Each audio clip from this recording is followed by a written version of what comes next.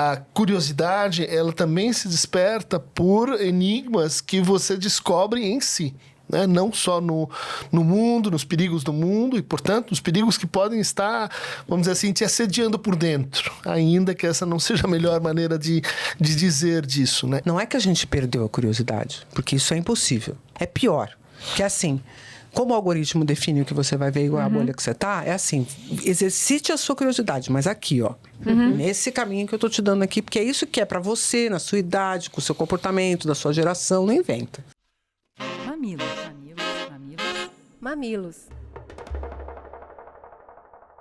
Mamileiros e mamiletes, sejam muito bem-vindos ao Mamilos, o nosso espaço de diálogo de peito aberto. Eu sou a Cris Bartz. Eu sou a Juva Lauer e hoje o papo é sobre como é que a gente vai manter a curiosidade. Antes, um minutinho da sua atenção para os nossos anunciantes.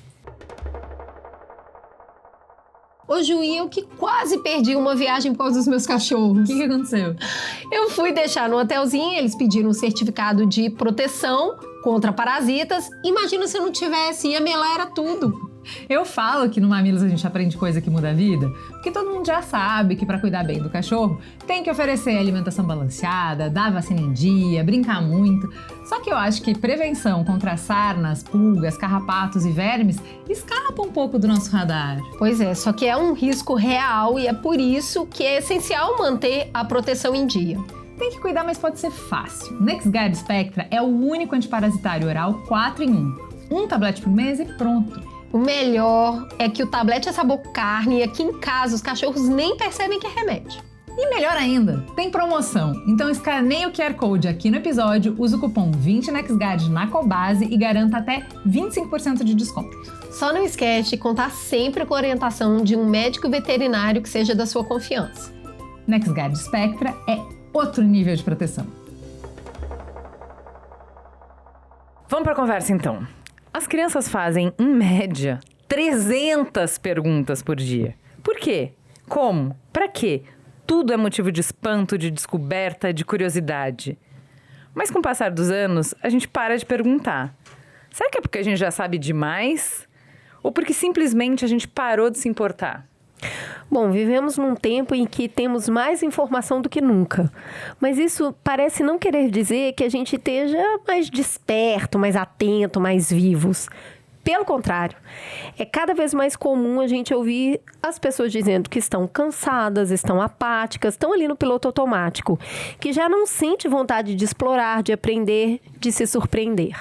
Mas não é só sobre esgotamento. Parece também ser sobre medo. Num mundo marcado pela desconfiança, pelo cinismo e pelo excesso de julgamento, abrir espaço para a dúvida virou um risco. Em vez de curiosos, a gente está ficando o quê? Defensivo. Em vez de investigar, a gente está fazendo o quê? Recuando. Aí eu te pergunto, você anda pouco interessado em aprender algo novo ou está lidando aí com um adolescente apático na sua casa? Esse programa é para você. Nesse episódio, a gente quer abrir esse campo de escuta. Para que serve a curiosidade? Por que parece que ela tem se perdido um pouco? E como é que a gente pode recuperar? Para essa conversa, a gente chamou Carla Tiepo, neurocientista, e Christian Dunker, psicanalista, dois pensadores que vão nos ajudar a cavar fundo essa inquietação. Porque talvez no meio da pressa, do cansaço, da saturação das respostas, o que esteja faltando, na verdade, é voltar a fazer boas perguntas. Vem descobrir com a gente o prazer e o desconforto de não saber ainda. Bom, temos aqui dois veteranos de Mamilos, né? Duas pessoas que já têm a chave da cozinha. Por favor, se apresente para quem não esteve conosco nos últimos 10 anos. Christian, quem é você na fila do pão? Depois de 10 anos, um professor de psicopatologia, psicanálise, um psicanalista, cada vez mais calvo, cada vez mais encorpado, palmeirense praticante, né? E que gosta de falar, assim, e tem uma curiosidade patológica, né? Sobre áreas distantes e diferentes da minha, né? É verdade. Por favor, Carla. Bom, eu, Carla Tiepo, mãe de um garotão de 27 anos, que eu acho que é uma coisa que marca muito o meu repertório, mas também uma neurocientista, uma professora universitária, uma cientista, que fez carreira na academia e que depois se tornou uma empreendedora, levando neurociência aplicada para diferentes campos, educação, ambiente corporativo. Também me arrisquei a ter uma editora. Então, hoje eu me considero mais uma empresária até do que tudo que eu já fui até agora. É curioso. Não, e vocês nem falaram. Eles são youtubers, eles são podcasters. O que tem pra fazer esses dois fazem. Se tem escritores. Creators. Tudo. Um tanto de curiosidade, quem sabe. Nossa, pai, a gente muito. trouxe quem? Curioso. É lógico. No primeiro bloco, a gente vai falar pra que serve a curiosidade. Porque se tá faltando e não tem serventia, também tudo bem. Vamos começar por uma coisa que a gente citou na introdução, que é essa coisa da criança, de perguntar o tempo inteiro, né? Tem estudo recente mostrando que mais de 90% dos bebês entre 5 e 24 meses já exploram o mundo ativamente, antes deles falarem. O que o cérebro ganha com isso? O que faz a curiosidade ser tão importante biologicamente? Isso é uma coisa muito linda, né? Porque é uma mudança de chave evolutiva que marca mamíferos e aves. Antes disso, né, do ponto de vista evolutivo, então répteis, anfíbios, peixes, existe um comportamento reativo. A coisa acontece no meio e o animal reage àquilo. Então é possível você ver um jacaré parado na beira da lagoa o dia inteiro. Um animal, um anfíbio, um peixe, tal, ele pode ficar como uma cobra durante o frio, ela se intoca lá, fica 6 meses. Né? Quem tem um lagarto, uma cobra em casa, às vezes se decepciona, porque está lá dentro da toca meses. Já mamíferos e aves, na ausência de reação, ele busca, ele explora as oportunidades. Então a gente tem todo um sistema que organiza essa busca por oportunidades. E você trouxe um ponto muito importante, que o que antagoniza isso é justamente o sistema que deflagra medo ou raiva ou reações de valência negativa emocional. Então, qual é a chance de um mamífero ou de uma ave não estar investigando o seu ambiente? Ele estar com medo. Ou ele ter tanta abundância, que também é um ponto que a gente vai poder tratar, que ele acaba ficando reativo, receptivo, porque ele não precisa buscar, já é abundante. Então, se a gente for buscar na educação, tem vários momentos, vários pedagogos que vão dizer, né? Montessori, por exemplo, vai dizer para a gente o seguinte: espera a criança buscar. Oferece os ambientes, mas espera que ela vá. Porque se eu estou o tempo inteiro, faz isso, faz aquilo, aquela criança que tem aquela agenda maluca, que ela vai para academia, vai fazer natação, depois ela corre, então ela tem uma agenda. Ela não tem espaço para ser curiosa, porque ela está o tempo inteiro atendendo a uma agenda, uma demanda que está previamente estipulada. É abundante, não é escasso. Em contrapartida, você pega uma criança numa situação de escassez, que ela está lá, às vezes, num ribeirinho, nas margens da Amazônia, que eu já tive a oportunidade de ver, e ela pega 2 negócios de cacau com outro negócio de não sei o quê, e constrói um brinquedo. Então, isso revela claramente que ela foi procurar no ambiente alternativas para ela se expressar e para ela fazer os exercícios que precisam ser feitos de investigação do meio, que é sobre isso. Então, se eu pegar um ratinho de laboratório, coisa que eu realmente fiz na vida um dia, e botar ele no centro de uma arena aberta, com cheios de espaço para explorar, ele de cara se esconde. E aí ele começa a farejar e entender que lugar que ele está. Tão logo ele perceba que ele está em segurança, ele vai explorar aquela arena, ele quer saber o que tem para mim aqui. Então é isso, a gente vai viver esse... Parece simples, obviamente, eu não estou querendo transformar isso numa relação... 0 ou 1, não é tipo tem ou não tem, existem todas as gradações, mas eu tenho uma relação clara entre meus ímpetos de busca, que são as oportunidades que eu quero prover para mim. Isso tem muito a ver com o sistema dopaminérgico, assim, um pouquinho de dopamina já é suficiente para você levantar da cama e viver a vida. E a contrapartida disso é, na abundância e com um ambiente aterrorizador, né, onde eu tenho a impressão de que qualquer lado que eu me mexa, eu vou ficar inadequada, qualquer lado que eu me mexa, eu posso ser criticada, qualquer coisa que eu faça pode me expor para ser um modo de agir não adequado para o que se espera dessa minha persona que eu ocupo, eu vou recuar e vou esconder minha curiosidade no saco. Mais ou menos é isso. Vamos pegar o sistema biológico e trazer para o sujeito agora, Dunker, porque tem essa ideia bonita, né? De que o desejo nasce junto com o sujeito. Mas o desejo depende também do ambiente, né? Um pouco do que a Carla está falando, de ter esse outro que pode acolher, pode provocar, pode silenciar.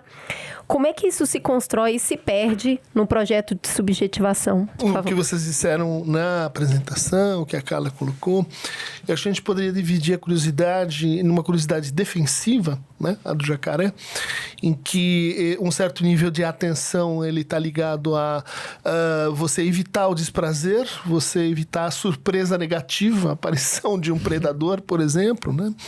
E do outro lado, o que que a gente chama mais propriamente de curiosidade, que é a curiosidade ofensiva. Né? Ou seja, aquela que tem uma relação mais direta com o que a gente pode chamar assim de arco de satisfação. Né?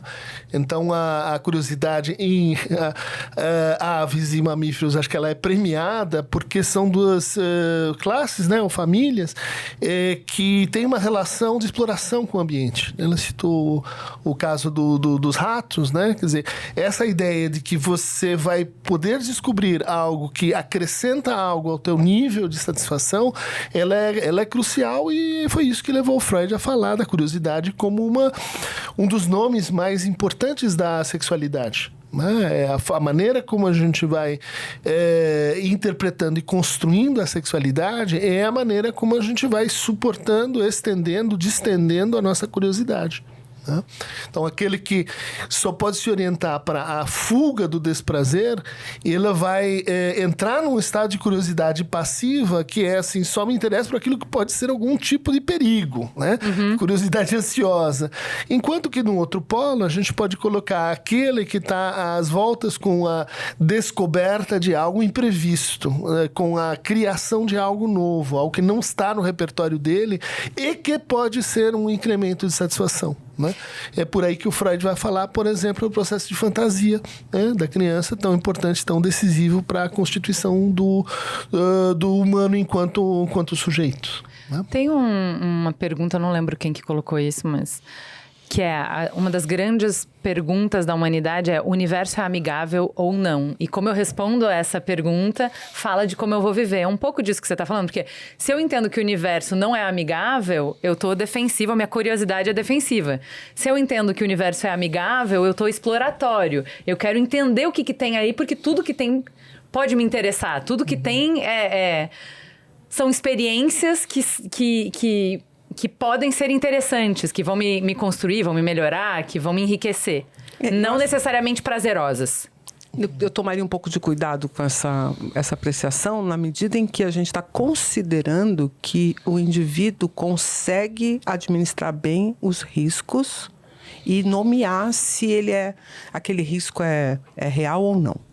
Acho que a gente tem que entender que existe um campo de abstração sobre as reações emocionais que não dizem respeito a um risco genuíno.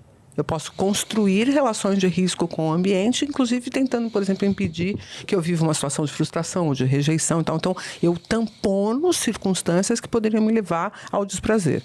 Então, eu considero que o ambiente pode não ser amigável, mas eu começo a criar um monte de comportamentos que buscam suavizar esse perigo. E aí eu estou muito mais atento a isso, a construir esses repertórios comportamentais que amenizam a minha relação não amistosa com o ambiente de forma proativa. E ainda assim, isso pode estar relacionado com curiosidade, entendeu? Porque eu estou tentando descobrir uma oportunidade de dar jeito dessa coisa não amistosa. Eu ainda acho que, nesse aspecto, eu continuo tendo um indivíduo curioso, ainda que a gente possa considerar que o desafio que ele está recebendo não é tão positivo assim. Se a gente quiser florear e dizer que a curiosidade é sempre quando a gente está feliz, saltitante no campo, pode ser que não. Mas se a gente buscar que curiosidade é toda vez que o indivíduo tenta resolver através da sua relação com o meio, as suas angústias, as suas necessidades e o lugar onde ele não consegue se satisfazer, né, como a gente estava vendo aqui no arco da satisfação, eu acho que mesmo quando ele está lidando com o ambiente não amistoso, mas ele tem proatividade, ele acredita na sua capacidade de reverter a situação, ele não está deprimido, ele não está se entregando, ele não está desacreditando da sua potência curiosa de transformar o universo. Então, não é só o ambiente propício, porque isso dá a sensação de que eu tenho que transportar a vida das pessoas todas para um campo de girassóis e que só assim o ser humano é capaz de ser feliz. Eu acho que essa é uma visão perigosa, porque a gente pode correr para uma positividade tóxica aqui e dizer, olha, então, para você ter curiosidade, para você expor esse seu lado explorador, você tem que estar vivendo num campo de flores. Não. Você tem que ter confiança interna de que o que você tem como repertório, como estrutura emocional, é possível de transformar um ambiente mesmo quando ele não é amistoso. Tá, mas aí, Christian, quando a Carla fala isso, e a gente começou falando de abundância e escassez, a curiosidade se tornar proativa ou defensiva tem a ver também, a gente consegue conectar esses dois pontos. Então, assim, se eu tenho escolhas demais, a curiosidade matou o gato, aí eu fico quieto, né? Se eu tenho escolhas de menos, eu preciso ir mais em busca. O que eu tenho de repertório, talvez eu nem possa julgar se ele é o suficiente ou não para eu me relacionar com o mundo, eu tenho que ir. Como que a gente olha isso e vê a curiosidade como um lugar de crescimento e como a gente olha para ela como um lugar de impertinência?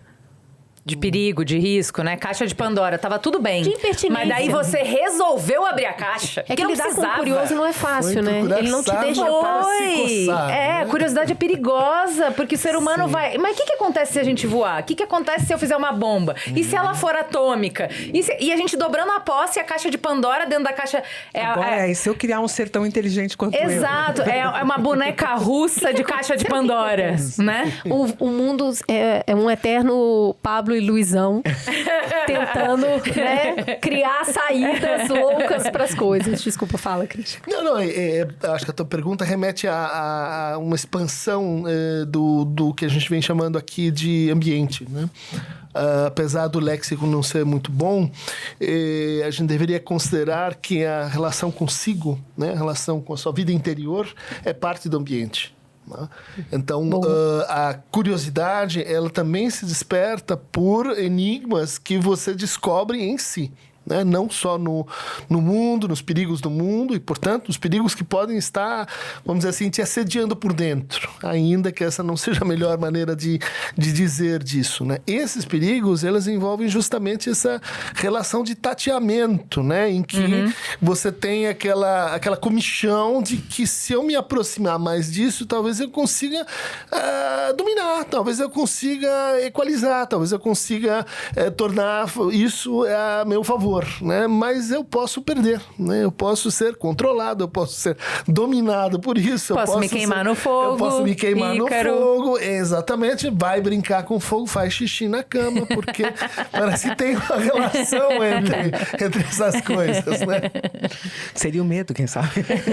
O medo, mas também o medo ligado àquela parte que faz xixi, né? Da sexualidade, não tenho dúvida.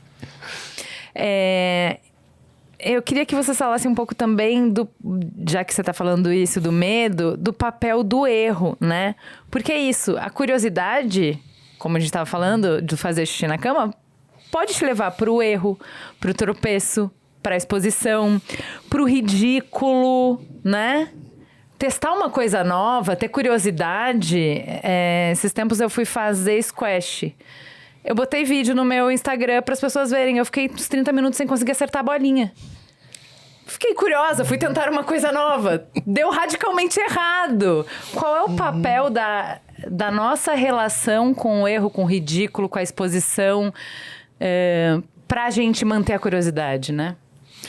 Que eu acho que aí a gente precisaria desdobrar um pouco a ideia de curiosidade como uma espécie de sentimento social para o exercício da curiosidade. Né? Você pode estar curioso, mas não vai lá mexer, que tá tudo bem de longe, assim, assisto partidas de squash, opino a respeito, mas não vou fazer o squash. Esse avanço, né, para a experimentação, esse avanço em contato com a realidade, ele depende aí de uma atitude cognitiva que vai tornando a curiosidade um exercício autorrealizador. Né?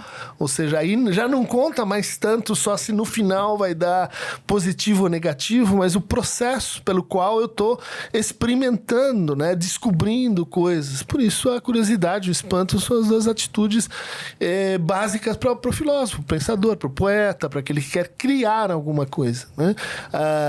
Isso vem da onde? Da ideia de que você não vai encontrar ali na realidade, seja interior ou exterior, só aquilo que está previsto. Né? E eu acho isso profundamente assim humano, no sentido de uma linguagem muito própria que nos define, que tem propriedades que talvez outros animais não tenham, entre elas a ideia de que você pode representar o que não está posto, né? Você pode representar o negativo, a ausência, o que ainda não é, a contingência, portanto, tem uma série de predicados, vamos dizer assim, desse processo de pôr a curiosidade para trabalhar. Isso eu concordo muito. Você está dividindo, então, tem a curiosidade e tem a experimentação. A gente está falando de coisas diferentes. A curiosidade... Só a curiosidade sozinha não tem risco, você acha? Se eu não vou para ação, se eu não estou experimentando, Eu não tenho risco? Pra mim tem um risco psicológico. Do que estamos falando? Do que estamos falando? Vamos pensar, assim, um ambiente como um ambiente digital em que a sua curiosidade, ela é calculada pelo outro, né? Pelo algoritmo.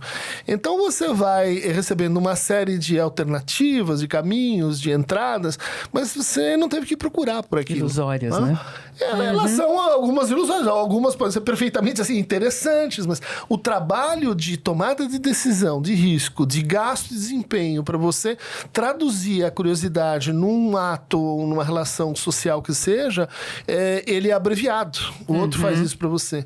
Vai ficar preguiçoso. Daqui a pouco você só é curioso se o outro trabalhar. Daí você fica curioso com o outro. Muito pouco. Nós tivemos uma redução importante nas redes sociais para as decisões se tornarem todas binárias, né? Então, eu estou ali no algoritmo, ele me apresenta o vídeo, eu digo só sim e não. Ele me apresentou hoje, eu digo sim e não. Eu estou no Tinder, eu vejo a foto, é sim ou não. Né? Eu não tenho uma coisa assim, várias caixinhas em que eu vou qualificando as situações como eu tenho na vida real. Na vida real eu não tenho só sim ou não. Eu tenho uns talvez, eu tenho uns mais ou menos, eu tenho momentos, eu posso aqui... Sim pra caralho não. E não pra caralho. Tem tudo isso, né? Tem os extremos, do mais um e do menos um, das escolhas. Mas eu não tenho a decisão binária. A decisão binária é uma coisa totalmente artificial. Dificilmente na vida de um adulto as decisões são ou essa ou aquela. Só que para a dinâmica do processo de tomada de decisão, que envolve a qualificação emocional da oportunidade, né? É muito fácil se for binária, porque é fácil comparar duas exposições emocionais. É difícil 3, 4 ou 5 eu começar a qualificar. Então, eu tenho a oportunidade de gravar o Mamilo, mas eu também tenho a oportunidade de passar a tarde com o meu filho, mas eu também tenho a oportunidade desse trabalho, desse outro trabalho. E uma coisa que a gente não está considerando é que, além de medo, esse universo dinâmico, ele também é cheio de oportunidades. Então, dos dois lados, seja porque eu estou com medo de me arriscar e de perder aquilo que eu já acumulei, que tem a ver com a história do erro. Tem um ditado que eu estou escrevendo um livro, não sei quando é que eu acabo ele. Mas Opa, o título provisório é? Jogue um provérbio fora hoje. Porque jogue um que provérbio legal. fora hoje. Porque tem alguns que a gente tem que jogar fora, né? Fiquei Melhor curioso. um pássaro na mão do que 2 voando. É melhor um pássaro na mão do que 2 voando? Em que situação, em que circunstância? Porque esse pássaro na mão, dependendo da mudança e da circunstância que você está vivendo, ele está morto. Você abre a mão e morreu. Não, que pra eu faço que você agora vai com esse segurar aqui? um pássaro? E a ideia é da segurança, né? Isso aqui eu tenho seguro, eu não vou ficar almejando o que não é seguro. Por quê? Porque eu sei que isso vai se manter com valor, com estrutura. Isso aqui vai continuar sendo um pássaro que voa, que pia, que é meu, que tem, né? Que todo mundo acha bonito e tal. Você tem a chance de eu abrir a mão e esse pássaro tá morto, já não tem sentido nenhum eu ficar segurando. E é essa mudança de valor que é muito rápida na sociedade de hoje, que tá difícil das pessoas calcularem um pouco o que é valor. Então a gente tem uma questão, vou fazer faculdade, não vou fazer faculdade, vou me envolver com esse tipo de atitude, vou estudar, eu vou aprender outra língua. Eu tive essa semana fazendo uma palestra Vou para namorar professores. alguém, por exemplo. Namorar ou alguém, não. né? Ou uma inteligência artificial. Vou fazer terapia com um grande psicanalista ou vou fazer com o chat GPT? Né? Tipo, Eu queria entender porque vocês são curiosos e se relacionam com outros curiosos, dando aula, escrevendo livros, fazendo palestras. O Brasil, o mundo, de uma maneira geral, vocês sentem as pessoas, não do meio, mas num olhar mais amplo, menos curiosas? Acho que a curiosidade foi direcionada, esse é o meu problema. Por isso que eu te falei da questão da escolha binária. Acho que o Dunker pode falar mais sobre isso, mas o que a gente tem hoje? A gente tem, assim, uma falsa sensação de escolha, que estão dizendo, vocês têm tudo isso. Mas também não tem uma falsa sensação do saber? Não, isso com certeza, porque a gente superficializou e agora que todo aí mundo eu já é sei. autor e Não, tal. cara, você não sabe, eu juro que você não sabe. Não, já sei. Não, você tem Já vi Eu isso, assisti isso eu um já vídeo vi. de 30 segundos, isso eu já sei. Isso você tem completa razão, né? Que é um pouco daquela... do como é que é?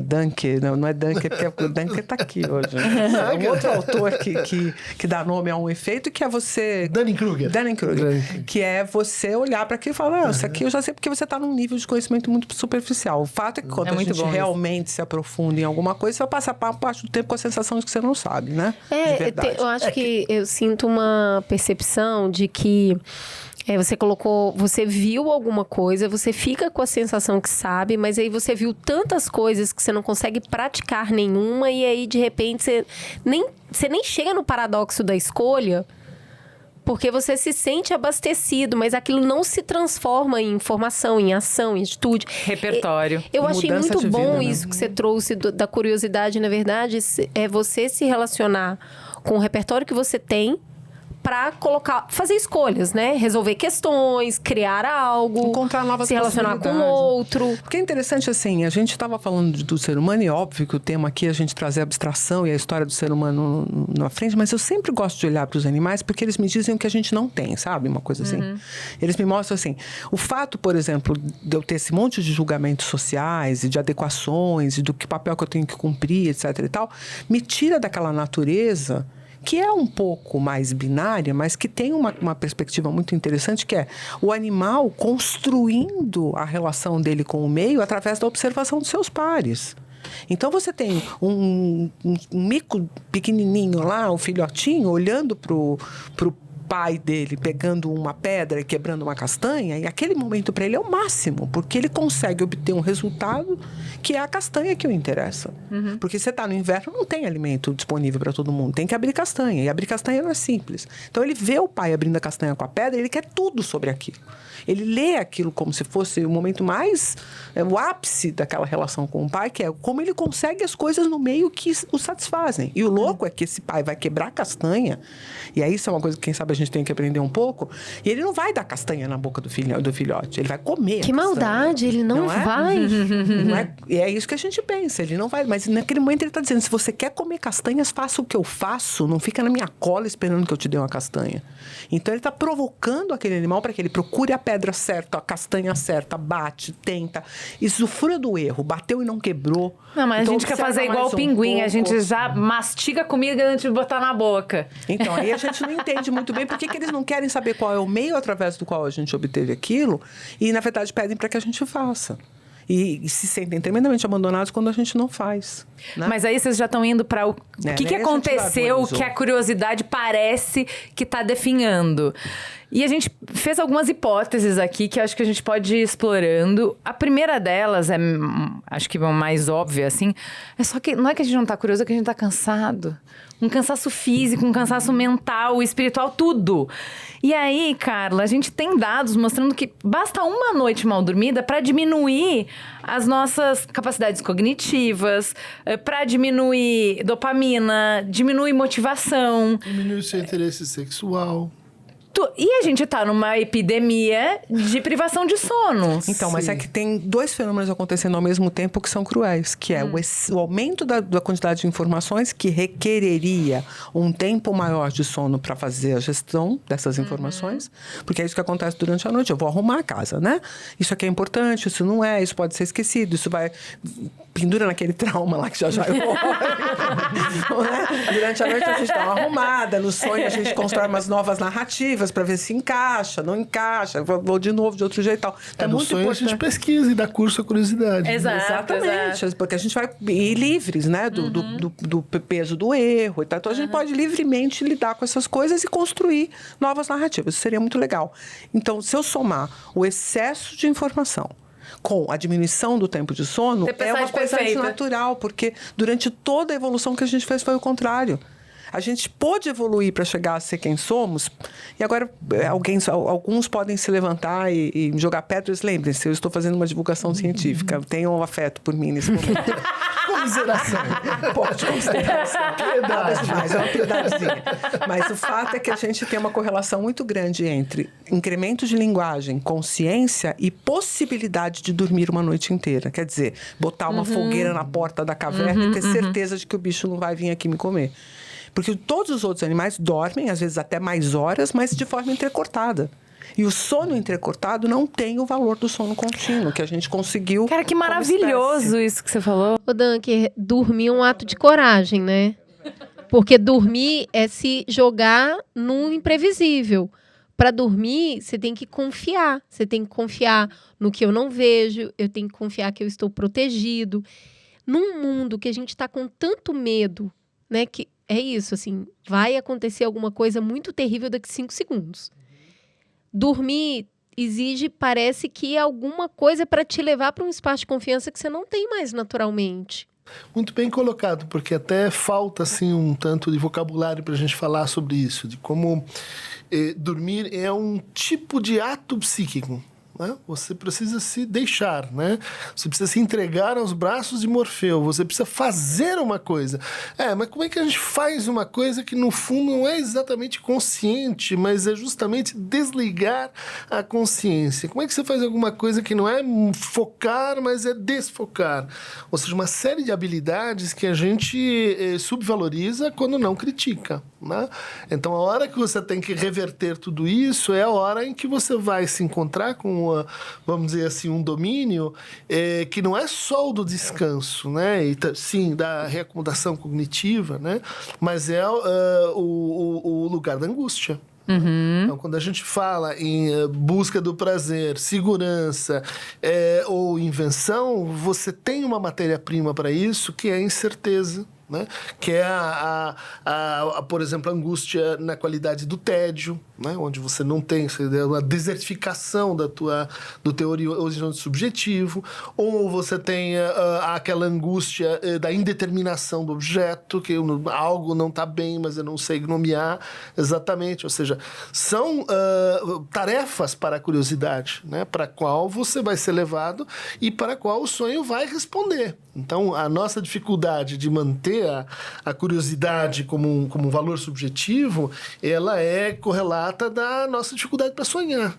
A gente faz metas, a gente cria objetivos e tal, mas sonhar é outra coisa, né? Muitos autores, né? O Winnicott, Bion, insistem nessa ideia de que as pessoas elas desaprendem a sonhar e junto com essa desaprendizagem vai-se o interesse sexual, vai-se a capacidade de fantasia, vai a capacidade de você olhar para a sua existência não só como, é mais fácil a gente industrializar, que moraliza o seu medo, né?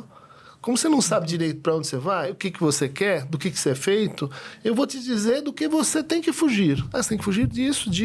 Então, você faz uma lista para o quê? Manter-se longe, né? Defender-se daquilo que é problemático.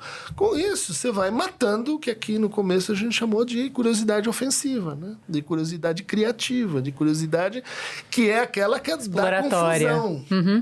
Começa a ser criativo numa repartição pública. Não é legal, não é bacana. Né? Quando eu cheguei na USP, eu cheguei 3 semanas depois, eu fui tomar uma cerveja com um amigo desolado. Porque eu cheguei com um monte de ideias aqui, um monte de coisas, desejo de fazer um monte de coisa. E tô assim, levei uma castimbada na cabeça.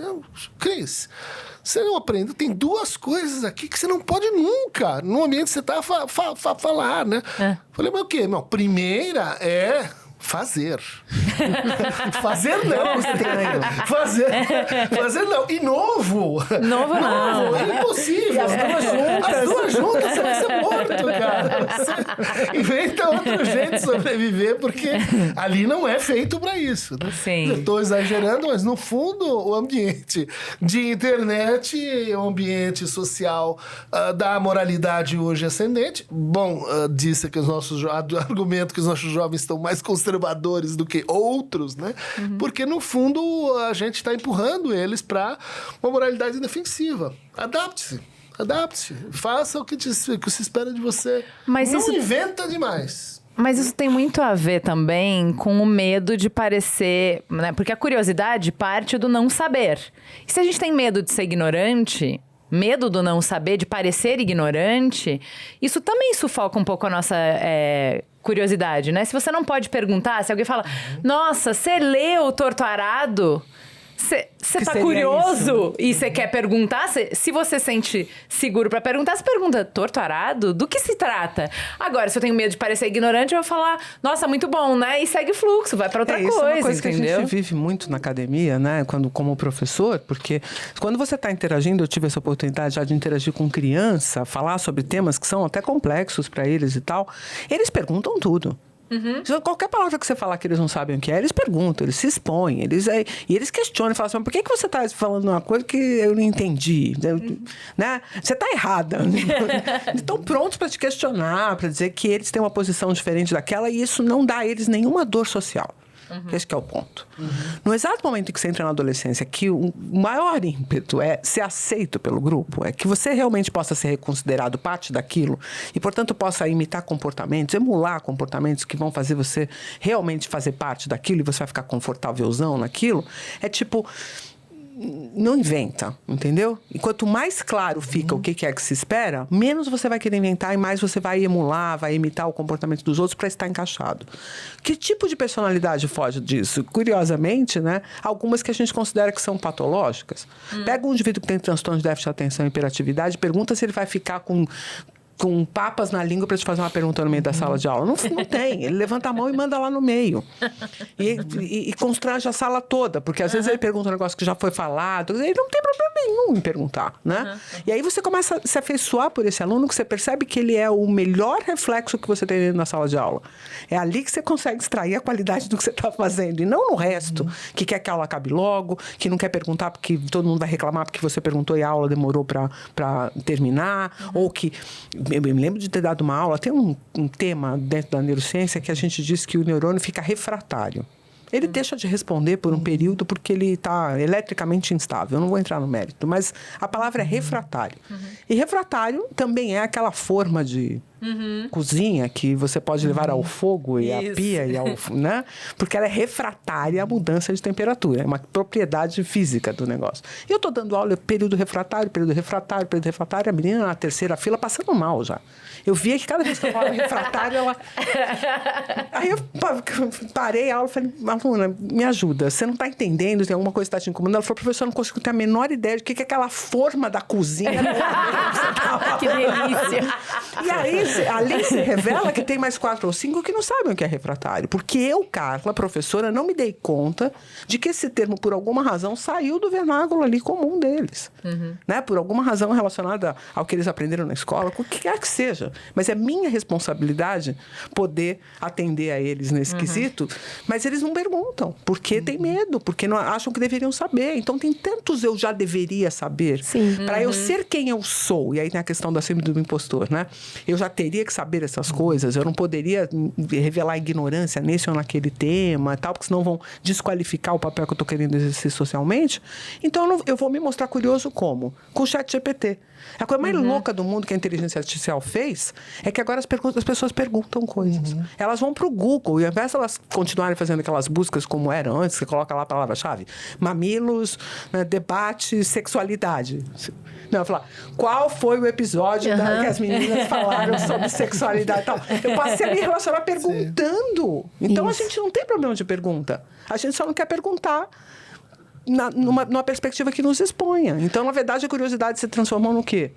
Num passivo emocional, num passivo social, não é? Dois fenômenos aí me inquietam. O primeiro é que existe um tipo de pergunta, né? Que é quase que um convite para uma exploração, uma pesquisa conjunta e em ato, né? Então, quem marcou mesmo aquele gol naquele campeonato? É para o cara falar uma coisa que não é, para você dizer outra que talvez poderia ser, para você caminhar ali no assunto futebol. Sim. Né? Quando você tem um dispositivo que você aperta e diz, o autor do gol foi o Zico aos 46 segundo tempo, essa função da pergunta fática, né, da pergunta que liga você com os outros, ela vai sendo dissolvida, porque ela vai sendo substituída por uma outra função da pergunta, que é alimentar você com conteúdos referenciais. Né? E o segundo fenômeno que eu acho assim, muito intrigante é uma moralidade da não pergunte. Não pergunte. Eu tenho uma filha que agora, enfim, deve estar com uns 20 e tantos anos. Deve estar, eu adoro. Dos meus. Do seu time. Muito. Namorava uma menina e, de repente, passa a namorar um menino. Eu olhando aquilo e recebendo uma única mensagem de todos à minha volta. Da minha esposa, que trabalha com escola, está bem informada nesses assuntos, e dos amigos. Não pergunte. Não pergunte. Não pode. Não pergunte. Não. Eu olhei. Senão você é um dinossauro. Não pergunte. Mas uma perguntinha só. E ela passava por mim. É ofensivo. E não pense também. E não pense. Eu tô vendo que você tá Essa cara sua é a cara de pergunta. Não faça. Muito bom, muito bom. Porque, de repente, isso é extremamente intrusivo. Ofensivo, né? julgador. Se eu quiser, eu te falo. Até porque a pessoa pode não ter a resposta ainda e a gente só vai estar expondo a ela onde é que seria tá legal que Mas não é igual tivesse a futebol, resposta, pode daí a ser gente que- vai Futebol, junto e, conflito. sei Mas lá. não é uma oposição ao conflito? A gente não está exatamente, polarizando, tá? Porque acho que é outro episódio, né? Não, Do era a próxima conflito. Era a próxima pergunta aqui, ó, no roteiro. Olha que beleza. Porque o que Eu acho eu acontece? sabia. Onde eu aprendo, né? Minha curiosidade sempre vai me levar ao outro. Até agora, tá? A um outro humano. Porque se eu tenho curiosidade e eu vou pesquisar, eu vou olhar, alguém escreveu um livro, é humano. Alguém construiu, é humano. Então, todo ato de curiosidade me leva a alguém. E nesse mundo cínico que a gente tá aqui, eu não quero esse outro. Esse relacional de eu perguntar, quando foi mesmo que fez o gol? Ah, mas você votou no fulano. Então, nem pra futebol eu quero conversar com você. Você é uma ótima médica, mas você votou no ciclano. Então, eu não vou marcar consulta. Então, esse outro, que é o objeto final da minha curiosidade, é sempre me trombar com um humano, parece que eu não tô querendo mais. Sim. Esse humano não é como eu espero, ele não pensa como... não tem os mesmos valores que eu. Então, a pergunta é o que a gente faz com esse clima de tensão social? Como que esse clima de tensão social também abafa a curiosidade? Nessa desconexão aí, que eu acho que foi o seu primeiro fenômeno. A gente volta, né, no que a Ju tava colocando. Uma atitude de, vamos dizer assim, medo, né, de intimidação das pessoas. Né? Eu acho uma palavra muito, muito interessante, porque timos, em grego, é essa parte do corpo, o timo, né, a glândula, onde você fala de si. Né? Onde sua alma fala. Mais além do que você pensa, mais além do que você quer, onde ela te coloca problemas. E o timo seria o lugar no qual você se questiona, você se pergunta, o que quer o meu timos? Né? Então, intimidar é, no fundo, suturar, silenciar a possibilidade da intimidade, tá junto com o outro, da fala que não é comunicacional, instrumental, e da fala que levanta angústia, que levanta incerteza, que diz, olha, nós não sabemos de alguma coisa, que tal nos associarmos, voltando para o que a Carla falou, vamos juntos tentar enfrentar esse desconhecido comum. Não tem comum. Não tem comum. E tem os campos das disciplinas, né? Eu acho que especialmente no nosso campo de trabalho, tem muita gente que acha, por exemplo, que você olhar por uma perspectiva das ciências naturais te impede de fazer uma leitura a partir da perspectiva das ciências humanas. Entendeu? Então, quando alguém, seja da neurociência, seja um neurologista, se arvora a falar de abstrações e de humanidades, não tem lugar de fala, né? Tipo, como se a gente não estivesse falando de um objeto só, que é a perspectiva do ser humano e as suas relações no mundo, né? E a mesma coisa ao contrário. Ou de duas perspectivas que formam, né, um não objeto, e que nos levaria a mais curiosidade e a gente poder, inclusive, aprofundar os pontos de discordância. Porque, mas eu não quero lidar com quem discorda de mim. Exato. Esse é o ponto que eu ia trazer. Seria muito mais fácil eu estar numa mesa com outra pessoa falando de cérebro, e aí eu ia concordar, e no máximo a gente ia ter um probleminha, saber se o período refratário era 1 segundo ou 1 segundo, ponto 1, que era o máximo da dúvida que a gente ia ter. E o contraponto é arrumar semântica. Eu preciso arrumar semântica quando eu vou discutir com a psicanálise. E a psicanálise tem que arrumar semântica para falar comigo, porque a gente tem palavras que a gente chama e que são coisas diferentes. Então, tem vários momentos que a gente precisa arrumar a casa. Até com a culinária, né? Você também vai precisar negociar. Afinal, o refratário... Tem vários campos de conhecimento que precisam ser harmonizados. Mas eu acho que tem uma coisa que é, a partir da curiosidade do que ele pensa, eu evoluo. A partir da curiosidade que ele tem sobre como eu penso, mesmo que não seja no mesmo campo do pensamento, ele evolui em perguntas. Eu já pude evoluir em perguntas e em pensamentos com um engenheiro, construtor de ponte, entendeu? Porque o cara te traz uma visão hermética, muitas vezes, tal, mas ali você... mas então, se tem gente pensando desse jeito, tem esse aspecto que eu devia tocar que eu não estou tocando, que eu estou considerando que são favas contadas, e não são. As pessoas, por exemplo, entenderem a dinâmica da emocionalidade na tomada de decisão é uma coisa que, para mim, em 2025, 30 anos depois da publicação do Erro de Descartes, tanto tempo depois que a gente já... Não vou mais discutir, mas aí o cidadão... Esse aí eu queria cancelar. Queria que tivesse vivo hoje para fazer o cancelamento dele. A gente deu um passo à frente, porque o que a Carla está colocando é um registro novo, né? Mais qualificado para o que a psicanálise chamaria propriamente desejo. Né? Desejo não é o prazer, nem a obtenção dele, nem a variação, mas é a curiosidade sobre a curiosidade do outro. É o desejo sobre o desejo do outro. E aí é uma meta-curiosidade, vamos dizer assim, né? É a ideia de que nós estamos numa exploração onde o que você não sabe conta para o que eu posso vir a saber. Faz diferença. Né? Isso, bom, acho que não é por outro motivo que a gente tem uma certa epidemia da depressão, porque isso só acontece quando são dadas certas condições de intimidade, de confiança, de risco, né? E a gente começou falando de risco objetivo, porque pode ter um predador, mas hoje a gente tem um tema pouco, acho, explorado, que é o risco subjetivo. As pessoas que recuam diante de, não vou dizer que gosto desse, não vou declarar a minha posição, não vou andar junto com outras pessoas. Isso eu acho criminoso, né? A quantidade de juízos... você se sentou com essas pessoas para conversar com neurocientistas. E o meu time está cheio de ignorante com essa atitude. Você se sentou com sionistas. Você está contaminado. Você se sentou com o neopentecostal, foi lá discutir, e isso te incrimina. Ou seja, a gente parou de pensar em sujeitos e começou a pensar em pessoas tipo. E pessoas tipo é reduzir a tua incerteza cognitiva. Representam personas, né? Eu sei, mais ou menos, mulher branca dessa tipo, funciona assim. Tá bom, então vamos em frente. Próximo. Isso mata a curiosidade, isso bloqueia, né, esse exercício de tratamento e destinação da curiosidade. Mas para quem está travado nesse momento, onde que isso se instala no cérebro? Como que a gente consegue destravar um pouco isso? Tem muito senso de julgamento, né?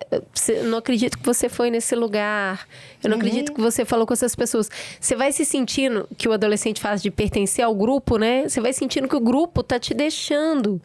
E aí você vai medindo muito mais o que você fala, com quem que você vai.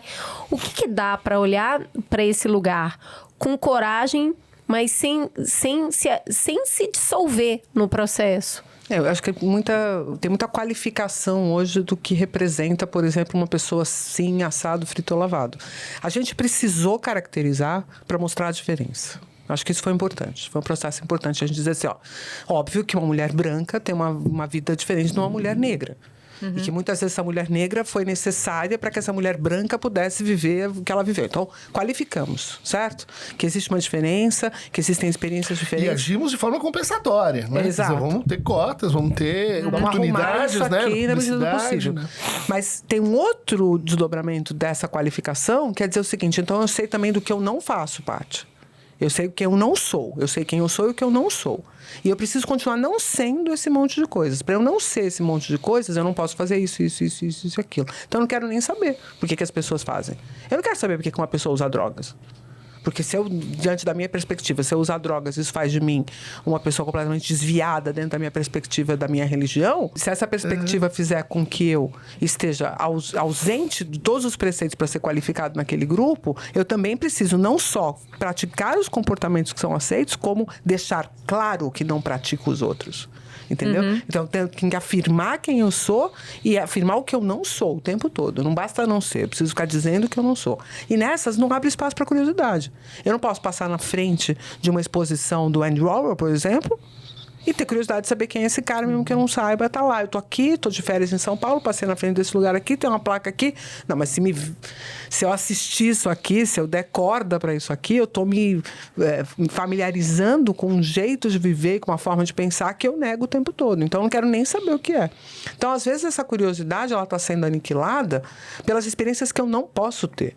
E não é só por medo, é porque eu tenho crenças de que essas experiências vão ser uma tag, vão me etiquetar para algum lugar. Então, mas tem um lance do que eu acho que é bem característico do jeito que a gente está entendendo o mundo hoje, e faz muito parte da nossa trajetória do Mamilos, que é, vamos entender todas as forças que estão por trás dos fenômenos.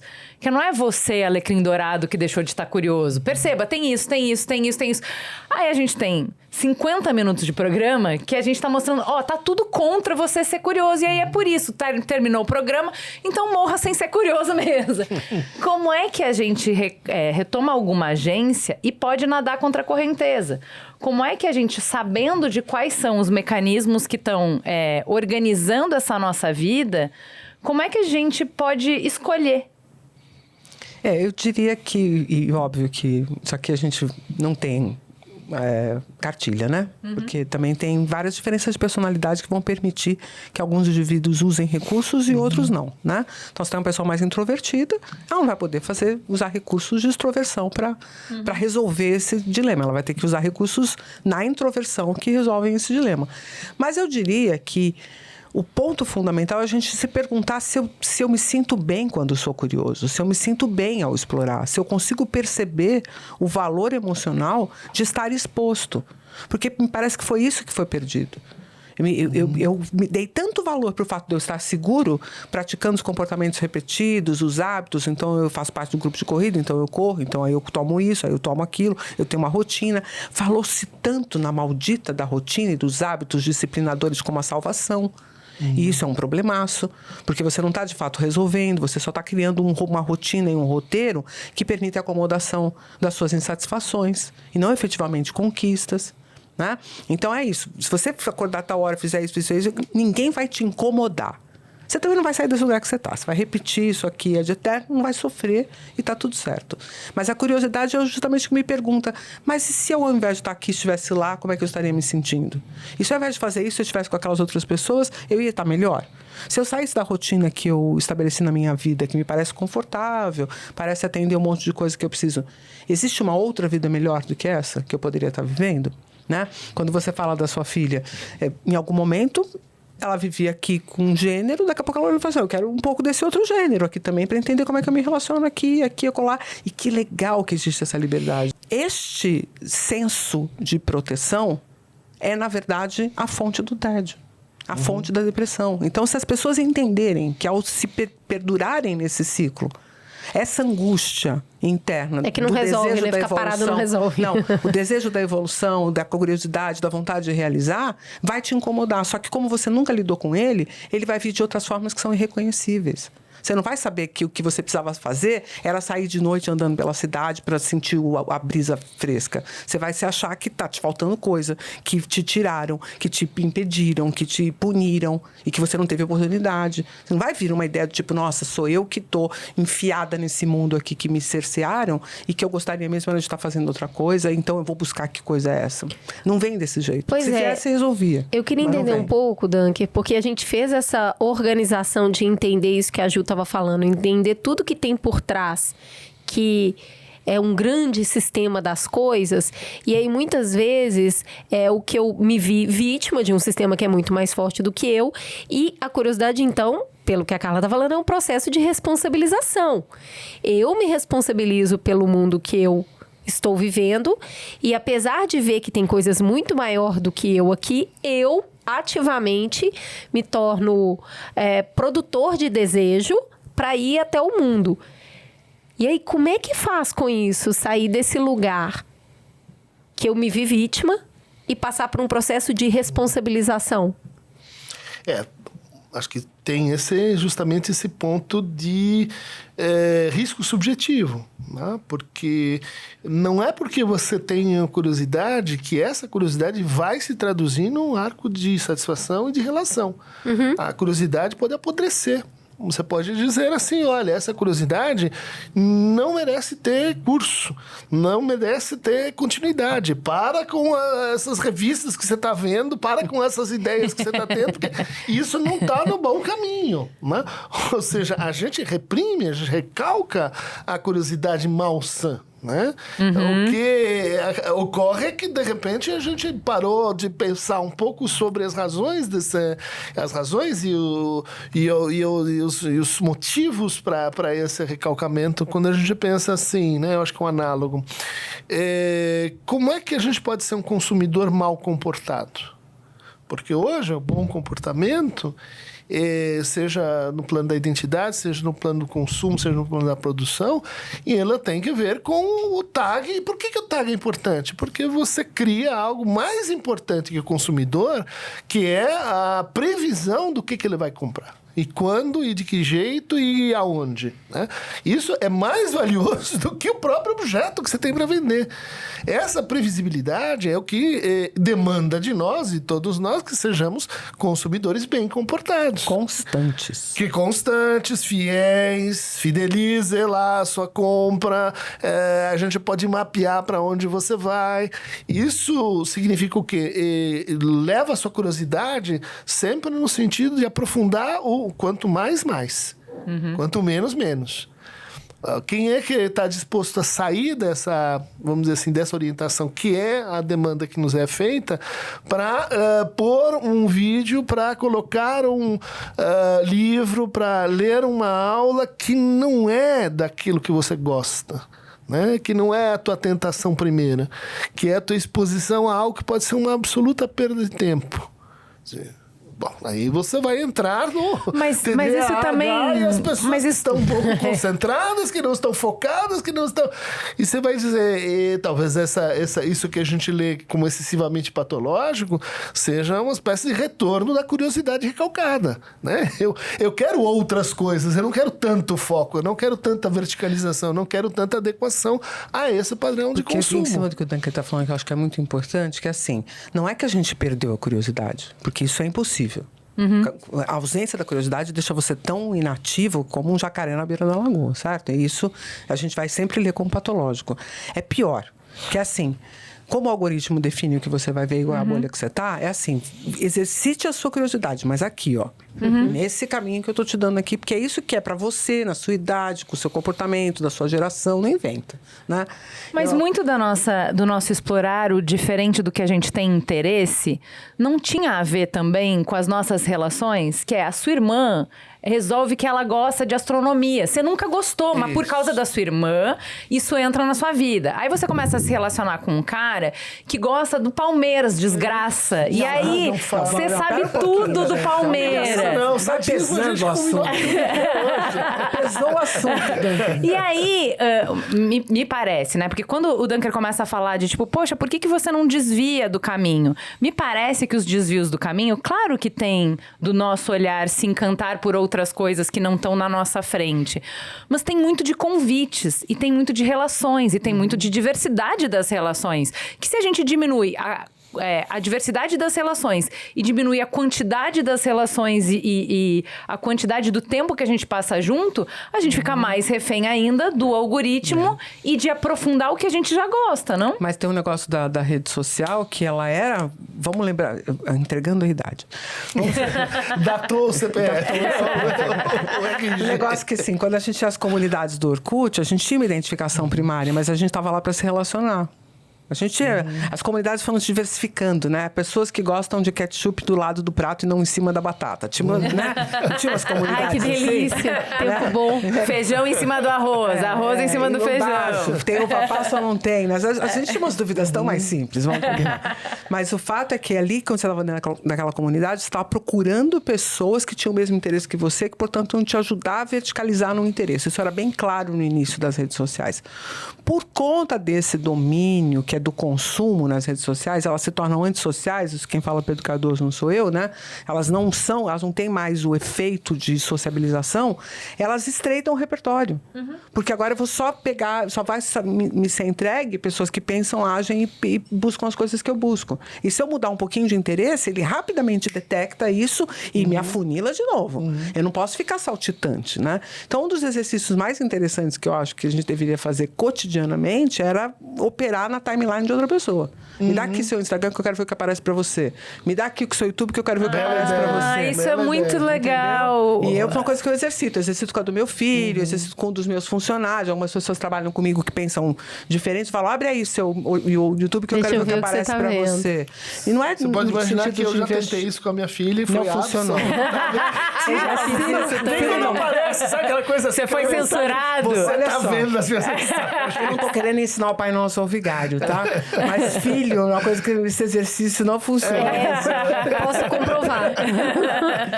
Tem que esperar um pouquinho mais. O meu tá começando a querer compartilhar comigo algumas coisas. Mas eu acho que é isso, a gente poder realmente viver outras lentes que mostram o mundo de outra forma. Eu faço muito esse exercício, por quê? Infelizmente, a neurociência foi catalogada num lugar de uma ciência natural que estuda o ser humano a partir da sua perspectiva biológica. Tá? Ainda que esse seja o catálogo, isto não é a verdade. Muito pelo contrário. Isso é a neurologia. Isso é o estudo que a medicina e a biologia fizeram sobre o ser humano. No momento em que a gente considera a neurociência, e vem esse nome, ela deveria ser um encontro das ciências que estudam sobre a perspectiva do funcionamento cerebral na lógica da psicanálise, do behaviorismo, de quem quer que fosse. Não haveria um campo de conhecimento limitado. Então, eu, Carla, que sou filha de psicóloga junguiana, entendeu? Já tem isso, né? Que tem uma questão Agora de história. entendi mais. Né? Vai pegando, né? A pessoa já nasce ali num ambiente, né? Eles vão sair daqui e fazer um stand-up comedy. Total, cabe. Mas o fato é que você vai para um lugar que você quer viver uma neurociência que é diferente, só que toda hora estão querendo te enfiar naquele lugar de novo. Então, a minha maior briga nos últimos 20 anos foi sair do quadrado que quiseram me enfiar na marra. Você também, né, Danke? Eu adoro quando você faz um vídeo na piscina, deitado num flamingo rosa. Fora do condomínio. Aí eu olho e falo assim, eu queria muito fazer isso.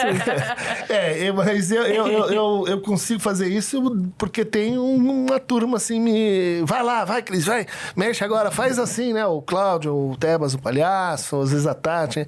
Eu tenho uma coisa assim da minha curiosidade ser muito relacional, assim, muito intersubjetiva. Né? Talvez se eu fosse deixado à minha própria inércia, a minha própria sorte, estaria lá lendo Aristóteles sozinho, etc.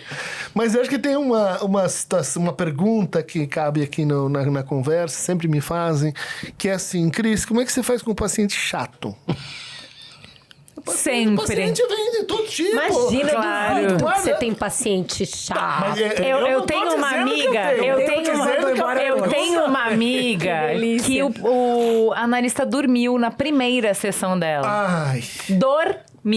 E Então, ela é uma das pessoas mais interessantes que eu já conheci na vida e eu conheci muita gente. Olha, na Considerar que ela primeira eu estava acho com uma difícil. privação de sono, vou dar um desconto. Tá? Não, é que eu acho que o dormir, se ele for consciente dentro de um processo terapêutico, talvez até Às vezes funcione. é. Eu tô A falando minha sério. terapeuta junguiana dava umas dormidas, ela disse que só tava de olho fechado pra focar melhor. Eu acho que rolava Eduardo Jorge, feelings. aquela ressonadinha que assim, Funcionar. Escape. Tá, mas e aí, o que você faz?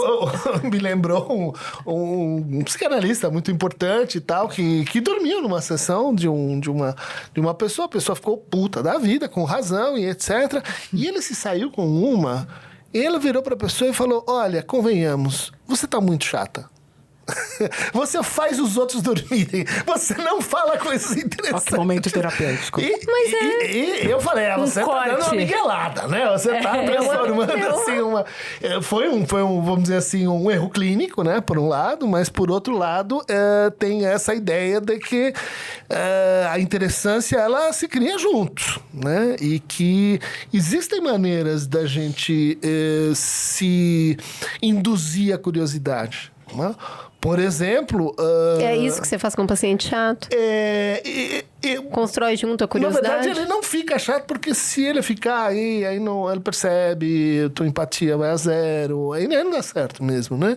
Mas você tem que fazer alguma coisa para ele não ficar chato quando ele surge assim, ou tem as características que te entediam e etc. E uma maneira de deixar a pessoa menos chata é assim, provocando, perturbando. zoando com a pessoa, indo pra cima.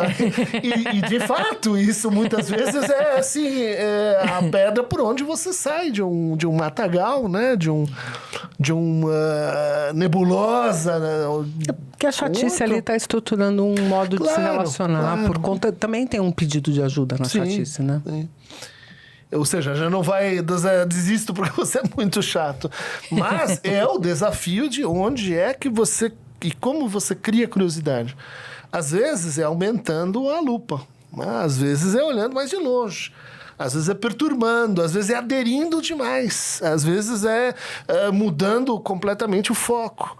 Às vezes é encurtando a sessão, às vezes é estendendo a sessão até a pessoa falar, não, peraí, já não tem mais nada para falar. Então, é nada para falar agora que começamos. Né? É uma criação, né? Não, a gente tem algumas técnicas, mas eu vejo que isso é muito pouco exercitado, né? Assim, pelas pessoas. Em geral, é aquele juízo de quem vai ao museu, sabe? Ah, fui no MoMA, e aí? Ah, interessante. Tirei fotos. E aí, fotos. O Munch que você viu, você preferiu o Pollock? Gostei, sabe? Eu gostei. Tirei fotos, quer ver as fotos? Se você não conseguir me contar uma história sobre o que aconteceu aqui, não vai dar. Eu sei que o Monet é incrível, mas você tem que me falar isso. Né? E eu penso que a gente, para provocar curiosidade, a gente tem que começar com perguntas novas, né? De incômodos que surjam. O que eu acho que acontece muito é que para o incômodo tem remédio. E eu não digo que é só o psicofármaco, né? Para o incômodo tem remédio. Então, tem compulsão alimentar, tem a saída pelo entretenimento. Então, eu acho que essa abundância também é uma abundância de opções para fugir dos incômodos, né? E ao fugir dos incômodos, eu não preciso ter a busca pela saída. Eu acho que, sim, a curiosidade é nata, nessas espécies, como eu comecei falando sobre isso, portanto, bastaria a gente se reconectar com a nossa natureza, mas, ao mesmo tempo, também entender quais são os impeditivos para a sua curiosidade que estão operando no seu cotidiano. Né? O quanto que o seu tempo já está totalmente estruturado para que você não se pergunte, que não viva nenhum momento de tédio, nenhum momento de vazio, nenhum momento de angústia. Como é que você foi resolvendo isso no teu cotidiano para que não haja espaço mesmo para a busca pelo novo, né? Quando a gente fala aos 45, 50 anos, muita gente transiciona de carreira. Se você vai investigar essa transição de carreira, ela é feita pela curiosidade, pelo incômodo. Mas essa pessoa conseguiu se reconectar com isso de alguma forma. E, em geral, vem depois de um burnout, vem depois de uma depressão que foi tratada, que ele falou, não, tá, mas então eu preciso mudar de vida. Eu fui para terapia e eu descobri que, assim, que é o jeito que eu vivia que me levou para esse lugar. Então, como é que eu acho um outro jeito de viver? E outro jeito de viver também é curiosidade. Então, curiosidade não é só sobre conhecimento, não é só sobre... É sobre tudo que nos rodeia. Eu acho que a palavra cômodo, ela é bem interessante, assim, né? Porque a gente usa cômodo para um estado subjetivo, mas cômodo é uma parte da casa. É um quadrado. Né? Você tem lá o seu cômodo. Fique no seu cômodo. Né? Fique dentro do seu quarto, lá, bonito, vendo televisão. Ou curiosidade, voltando por onde a gente começou, é forragear, né? Lembrar que nós começamos como uma espécie de caçadores e coletores nômades no deserto do Kalahari ou um pouco mais para cima na Tanzânia, andando numa planície monótona, que você tem uma acácia aqui e pode ter um leopardo lá. Ou seja, se você num ambiente assim não conseguisse manter-se incômodo, né? Fora da sua comodidade, era a sua chance única de sobreviver, né? E se muda a palavra cômodo para cômoda, você já reparou que a cômoda é sempre tão incômoda, né? Sim. Ela está sempre guardando coisa ali. Imóvel, né? Imóvel, parado, né? Uma palavra meio antiga. O que você falou me trouxe uma palavra que tá gasta, a gente acabou com essa palavra já, mas acho que cabe aqui. Que é o empoderamento, né? Que é só tirar as barreiras. Criativo você é, meu amor. Você já nasceu assim, entende? Faz parte da sua estrutura. Tem que tirar o que tá na frente. E é muita coisa que tá na frente. Tem um negócio legal que, assim, eu tenho insistido em falar sobre esse tema porque me parece que as pessoas estão tendo um insight quando eu falo isso, né? Toda vez que a gente fala de automatismo, a gente vai para um lugar do autômato, do robô, que vai fazer tudo igual sempre. Mas existem recursos automáticos que são modos de agir, de pensar. em relação às coisas. Então, a gente fala que a pessoa tem cabeça de engenheiro, cabeça de psicólogo, cabeça de contador. Por quê? É um modelo que se repete por quê? Entregou valor. Né? O cérebro não fica criando componentes para te prejudicar. É que na visão do que é socialmente aceito, eu ficar o tempo inteiro tentando não ser rejeitado pode ser uma coisa que não seja muito bonita. Mas, no fundo, é o que a pessoa precisa resolver. Então, ela entra naquele modo de repetição, porque ela está buscando aquele resultado. Então, enquanto ela consegue fazer que aquele resultado se aconteça, ela repete o comportamento para que ela consiga o mesmo resultado. Então, uma criança que pede colo e às vezes tem e às vezes não tem, aumenta a incidência de pedir colo porque ela está vivendo com a incerteza. Se toda vez que ela pedisse, ela ganhasse colo, ela ia diminuir as vezes que ela pediria porque ela não está vivendo com a incerteza de receber o resultado. Se você tem um comportamento que te garante um resultado que é importante, isso se torna automático. A questão é que curiosidade também pode se tornar automática. Criatividade também pode se tornar automática. Então, tem um modo de agir em relação ao mundo, porque sempre parece que a curiosidade ou a criatividade é um lampejo, é um insight, é um momento nobre. Mas, no fundo, faz parte da personalidade de muitas pessoas estarem constantemente neste lugar. E também não faz parte de um conjunto de pessoas que se acostumaram a ter melhores resultados quando se adaptam, quando se aquietam.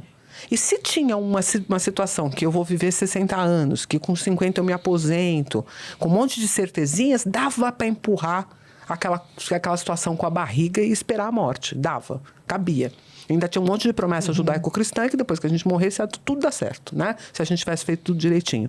A incerteza do nosso tempo é, primeiro, toda hora você escuta, a criança que vai viver 150 anos já nasceu. Isso é aterrorizador. Como é que alguém lida com uma vida de 150 anos, né? Se a gente mal consegue lidar com os anos que a gente tem que viver.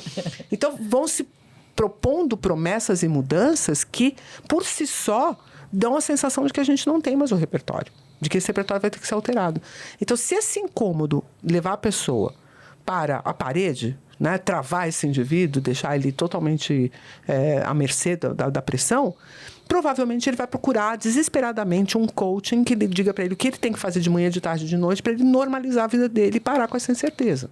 Agora, se você deixar as pessoas psicológica, emocionalmente, socialmente viverem a incerteza, que é o nosso tempo, não tem outra coisa para fazer agora. É viver a incerteza. Nós vamos ter que aprender a viver a incerteza. E no viver a incerteza, você descobre que a curiosidade e a criatividade é a ferramenta que te salva dela. Isso provavelmente vai se tornar o modo operante da nossa sociedade. Provavelmente que nota esse é o caminho. bonita, assim, de esperança. Eu gostei disso. Num tempo que a gente fala tanto de... né? Estamos evoluindo. Ai, fomos demais, vamos voltar um pouco. Só distopia. Esse programa é só distopia. A primeira vez termina na utopia. Eu não consigo ver uma razão específica para que nós, como espécie, não procuremos a saída, inclusive, para essa situação. A gente já foi procurar para todas as outras. Eu não acho que, ainda que a gente possa dizer que parte vai sucumbir. Não estou dizendo que todos se salvam, ok? O custo pode ser maior ou menor, né? O trauma pode ser maior ou menor. Tem uma vantagem. Mas eu acho que a gente tem que procurar o que eu posso tornar habitual, automático, que vá me levar para um outro estado de coisas em relação à curiosidade, à criatividade, à investigação, né? Que tem a ver com reduzir. E eu acho que a idade também ajuda, sabe? Eu acho que 35, 40, 45, a gente tem muito mais obrigações de cuidar, arrumar, organizar, fazer acontecer. E à medida que a idade vai chegando, você abre espaço. Não, Deus me livre, se eu ficar mais curioso que eu tô ferrada. Mas vai. Não, por favor. É maravilhoso. Eu quero muitas coisas. E abre todas as possibilidades instantaneamente, porque você já não precisa mais defender uma persona a qualquer custo. Eu tenho ouvido muita gente falando sobre isso, né? Tem sido uma experiência do nosso tempo, que tem a ver um pouco com a metanoia e tal, mas é uma experiência do nosso tempo de dizer assim, nossa, que bom poder me aliviar de todas essas pressões que a gente está vivendo com tanta intensidade. Então, a utopia vem do lugar de que o próprio ser humano tem seus recursos. O que a gente precisa fazer, e acho que isso é um trabalho coletivo, é impedir que aqueles que têm interesses que são escusos à vida humana percam força. E que aqueles que estão lutando efetivamente pela qualidade da vida humana ganhem força social. Esse, para mim, é o grande resultado. Porque a gente está dando poder e a opção de nutrir a gente, inclusive porque, né, nós estamos falando aí de Big Tech, nós estamos falando do que é poder, nós estamos falando de dinheiro e poder, não estamos falando do que a gente está buscando, do que a gente quer como esperança e como espécie. Nós estamos falando do que querem que a gente faça para que o dinheiro continue sendo concentrado e opere do jeito que está sendo operado. Então, é um pouco olhar para fora e falar, ops, acho que temos que brigar contra o estado de coisas e nos tornar de novo potentes para construir a vida que é boa para nós. Eu tenho falado hoje que a contracultura é o não saber. Alguém fala assim, você leu isso? Não. Você viu isso? Gotoso. Não. E eu não falo não, eu falo... Fala gotosinho. Não, você viu? Me conta. Porque eu não vou ver tudo, eu não vou ler tudo. E outra coisa, você viu isso? Não, e isso eu nem quero ver. Não, mas deixa eu te mostrar. Eu não quero ver isso. Entendeu? Então, esse aí não, obrigada. Eu tenho falado muito que a contracultura é falar, sei não. Porque num mundo que todo mundo sabe tudo, viu tudo, leu tudo, o contrário, virou... É o contrário do FOMO, que é o Fear of Missing Out, é o joio, Joy of Missing Out. Não quero saber. Eu nem sabia. Eu tô feliz por não saber. É o John. Falo, não, obrigada. Mas você sempre faz esse papel, né, Cris? Do quê? Aqui no Mamilos. Te ouvindo aqui, eu sempre vejo você fazendo esse papel. Que uma hora que você para e fala assim, não, mas eu não preciso ir nessa onda, não. Não, obrigada.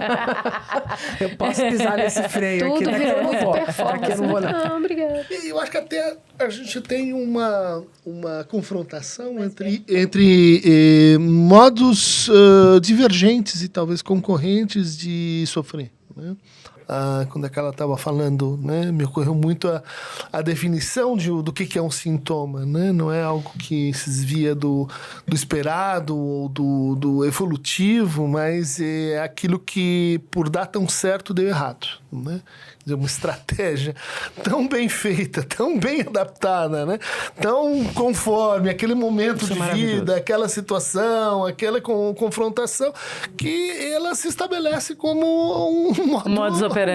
Resultado né? atingido. Isso, né? Sou eu, né? E doravante você tem um problema que é a sua curiosidade, ela vai se reduzir tanto em relação ao outro quanto em relação assim. Mas acho que a gente tem dois modos de sofrimento que é perniciosa a situação, porque a gente é levado de um para o outro, né? Sem exatamente encontrar um caminho que possa ser intermediário. A gente sofre com um excesso de experiências improdutivas de determinação. Né? Ou seja, é muito método, é muita técnica, é muito tem que, faça assim, adapte-se, ou seja, se determine. É excessivamente determinado. E a hora que você consegue, né? Então fiz a escola, fiz a profissão, agora ganhei dinheiro e etc. Você vai chegar lá no Tio Cris e dizer, não sei porque tá dando tudo errado, porque deu certo. Né? Porque eu fiz tudo que estava na cartilha, né? Então tem esse tipo de sofrimento e tem um sofrimento que é inverso, mas não simétrico, que é o déficit de experiências produtivas de indeterminação, né? Ou seja, tem coisas que a gente precisa se criar, cultivar, estabelecer, e elas são na ordem da incerteza, da insegurança, da angústia, do medo, do não sei como resolver, do não saber, do furo, né? E isso é uma coisa que você tem que cultivar, porque senão a grama cresce e toma conta de todo o jardim junto com o mato, e você não tem mais esse espaço em que você não saber, né, do que vai ser sua aposentadoria, se você vai viver 150 anos. É fundamental. Dosar o nível de angústia? Então, entre a produtiva e a improdutiva? São dois tipos diferentes de angústia. Né? Tipo assim, num você tem medo que o cachorro te pegue, outro é o mar que vai te levar, porque você nem sabe do que é que você tem medo. Então você pode dizer uma contra a outra, e você pode dizer não, mas no fundo tem que ter um ponto em que elas se conectem, e seria um ponto importante, tanto clínica quanto politicamente, porque seria um ponto de resistência. Um ponto em que a gente tem que dizer um duplo não. Não basta um simples não. Né? Porque você diz assim, não aguento mais roteiro. Tá bom, então vai para o Nepal, inventaram... Não vai dar muito... Em geral, não dá muito certo. E você diz assim, não, mas é muito louco, é muito assim, vida bandida, você precisa de mais horas. Também não vai dar certo. Ou seja, não basta você inverter. Você tem que inverter e deslocar. Mas essa posição, acho que ainda está por se inventar, e confio que vai ser, enfim, vai estar menos nublado do que a gente está vivendo, porque a gente está vivendo, precisa ter tolerância com o nosso momento, né? Com a nossa contemporaneidade, porque é um degrau muito grande, muito novo, e acho que não vão ter outros degraus desse tipo, assim. Quando você tiver 50 anos, 60, 80, vai acontecer tudo de novo. Não, essa onda foi muito forte, muito gigante, né? Tem uma tempestade perfeita, com muitos elementos que corroboram uma incerteza profunda. Porque é uma incerteza a respeito até mesmo do papel da nossa espécie dentro desse jogo, né? E o questionamento de que se tudo que a gente fez para se adaptar e para poder sobreviver, porque somos fracos, né? Eu brinco sempre. A gente, para nadar, apanha. Para correr, nós somos ridículos. Voar, nem voa. O máximo que a gente faz é pensar, né? Bem mesmo que a gente faz é conseguir criar relação de causa e consequência. E se é isso que o nosso trunfo, no mundo que a gente está vivendo, construir relação de causa e consequência é completamente furado. É só um exercício de ansiedade. Melhor começar a nadar. Né? Melhor se virar com outras práticas. Então, como espécie, como é que a gente se realiza como espécie, né? É a gente realmente conseguir uma saída possível, viável, para continuar sendo o agente pensador que tem espaço de sobrevivência, né? Que não precisa se arvorar, voltar para sobreviver na floresta, na selva e tal, porque tem um movimento, né? Muita gente diz assim, não, então agora eu vou me retirar. Que é a história do oposto. Então, eu não quero isso aqui, então eu vou me enfiar no meio do mato, eu vou viver o Senhor Fantástico, né? Eu quero plantar, exatamente, sim, eu vou construir um ambiente que é o espaço possível, que eu e meus filhos, inclusive. Não é uma escolha só para mim, é uma escolha que eu quero para minha descendência, eu quero criar um jeito de viver. Eu já ouvi um bilionário falando a seguinte fala em tom íntimo, tá? Não é um espaço público. Então, eu gostaria mesmo de poder ter um país só meu. Depois o Elon Musk agora falou que vai ter, o né? planeta só meu. Eles gostam desse lugar, porque é onde eles podem criar uma estrutura utópica, porque é o máximo do poder, que é construir um ambiente para viver em que a minha expressão de espécie ocorra na sua magnitude. Quer dizer, eu quero o ser humano desse jeito aqui, ó. Eu acho que já teve umas pessoas aí que tiveram essas ideias aí e tentaram eliminar. Faltam umas leiturinhas aí. Tá sobrando. Que já tiveram essa ideia, não é nova. Vamos aumentar o repertório, porque acho que já... Isso já rolou. Falta curiosidade dessa galera de Tem buscar. quase 11 anos que a gente faz esse programa para convencer as pessoas que é o contato com o outro e essa fricção que gera novos conhecimentos, que gera novas saídas.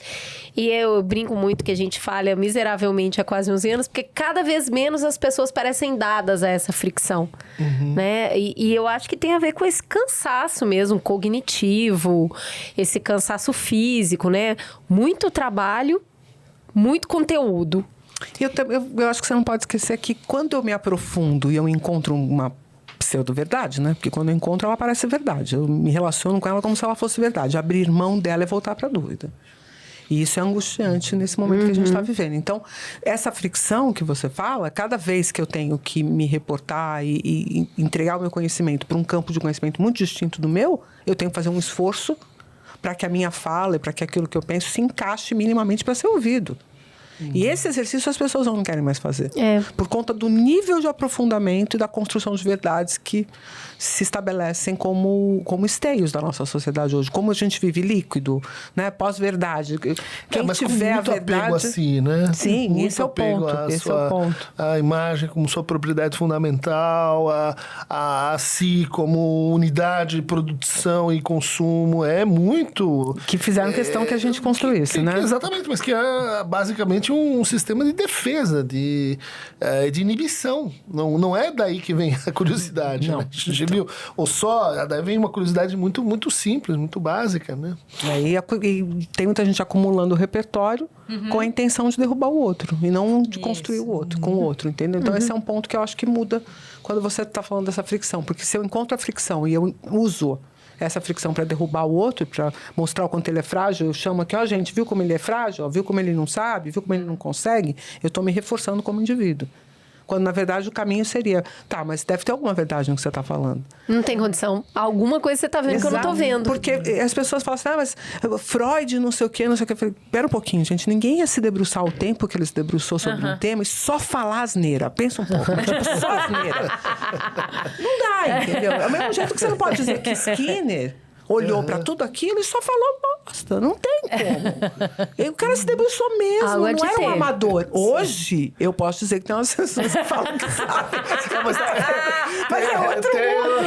Tem contra-exemplos, né? Tem contra-exemplos, pensei nisso. Olha, Mas todo mundo fala do Dunning-Kruger como esse efeito de quanto menos você sabe, menos você acha. Acha que sabe. Né? Mas na pesquisa original, eles descreveram 2 efeitos.